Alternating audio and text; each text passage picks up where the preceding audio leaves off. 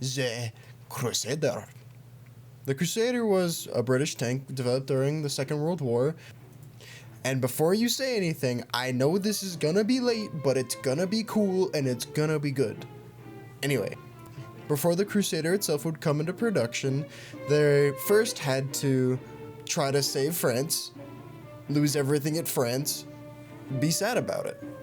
And when I say everything, I mean everything. Rifles, trucks, ammo, gasoline, oil, field guns, artillery pieces, quite literally their entire stockpile of munitions and weaponry lost at France.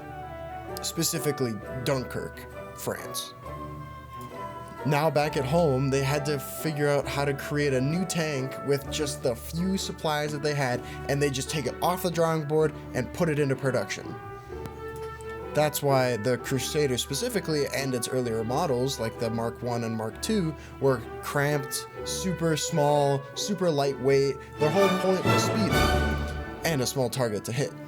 Not only that, but especially on the Eastern Front where they were also battling the African sun and sand. That's why most crews were half naked so they wouldn't sweat themselves to death.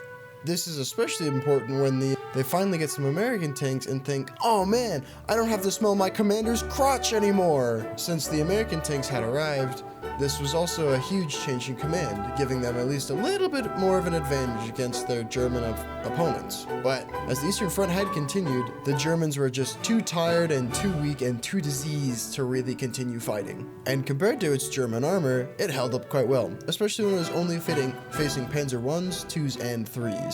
The 1 and 2 basically useless, and the Panzer III being about a 50-50 toss-up.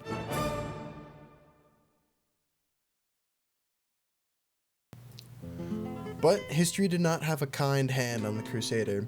It was pretty much known as the biggest piece of hunk of junk you could get off the market. This being partially true, but so was true for almost every other tank during the entirety of the war. There are very few exceptions of an actually very reliable tank. Most had transmission, engine, air intake pistons, the cannon, the such and so forth, but the Crusader more or less just dealt a bad hand. Everyone was just like, oh yeah, British tanks, they existed, and then the Shermans showed up, so who cares? But they were actually a far deal cooler than some might expect.